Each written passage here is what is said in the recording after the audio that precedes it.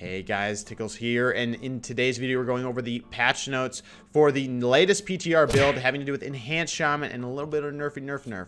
But before we go into that, guys, I'm going to Blizzcon, and I'm going to be putting all of my social links below. I'm going to be posting on Snapchat. Make sure you add me there. Instagram, I'm going to post there. Probably some Twitter. So make sure you're honed in. We're going to be doing some recording of the whole adventure. I'm going with Garf, Ninja, Thunder, Notsid, Mick, a lot of people hopefully gonna meet Shadow, Stoops, all these guys. So with that being said, make sure that you're following my social stuff. And I've never used Snapchat, so this is gonna be freaking weird. So guys, we'll see you there. But let's get into the video. In this video, we're gonna be going over the changes to Enhanced Shaman in the latest PTR build. It has to do with our PvP talents and also some Azerite traits and some other things we're gonna go over really quickly. But we can go ahead and get into it. The main change, we'll just go right to it, is about our PvP traits. This is for PvP only.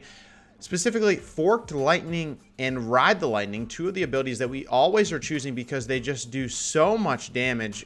In general, I don't have an arena match here, but they just do so much damage. These are usually our top damaging along with Storm Strike, melees, etc.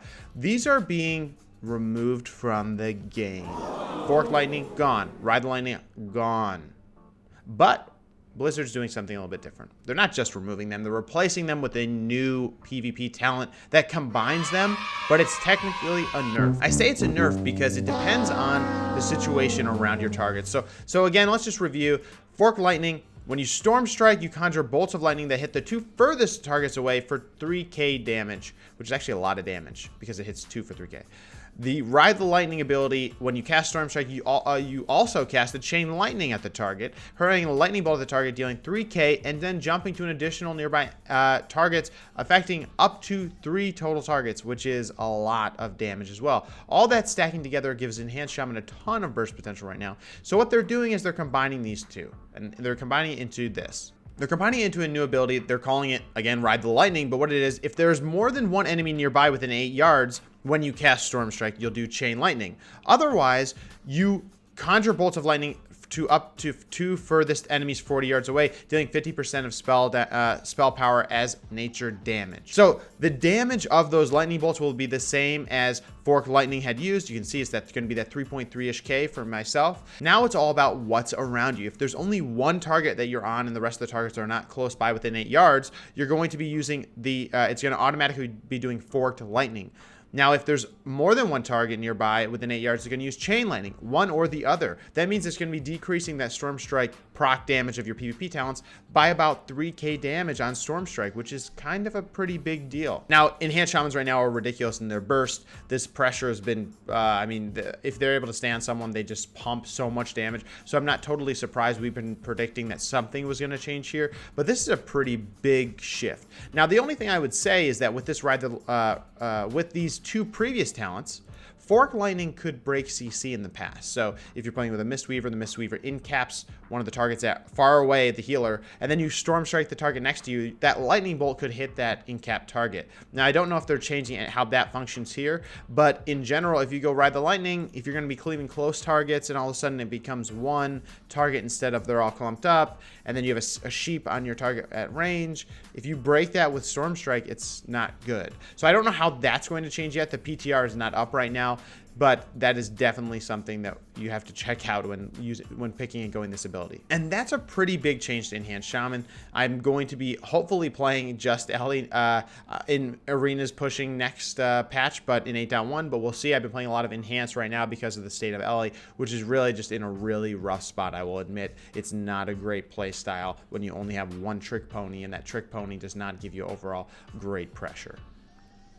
Now, there are a few other changes specifically for Azerite traits that affect Enhanced Shaman. One is Ancestral Resonance, which was, people were kind of going this earlier on in the X-Pack, but this was, under the effect of Heroism, your mastery increases by 16 every second, stacking up to 20 times. This would give you a ton of mastery, and the mastery for Enhanced Shamans is increasing the proc chance of Wind Fury and increasing all-around damage of your abilities.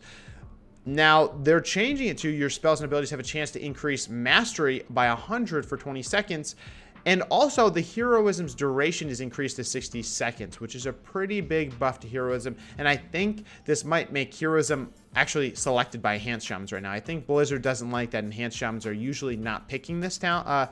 They're not picking shamanism as a PvP talent, and they're only going for these on-hit storm strikes. So I think they're consolidating the storm strikes, and they're giving us back heroism to be able to be used, because it's something that is kind of the cornerstone of enhanced shamans and their burst. So I think they're kind of bringing that back, because otherwise there's no on-hit go other than like Ascendance or something.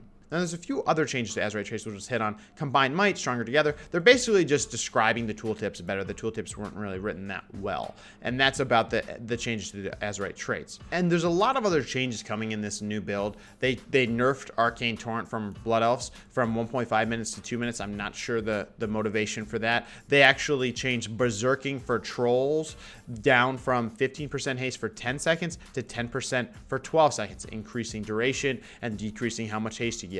So these are all changes. I recommend going to the Wowhead section for this patch notes to check it out, because the MMO ones are a little bit harder to go through. So I'll put all the links below. Make sure you guys check these out. A lot of changes coming to a lot of different class.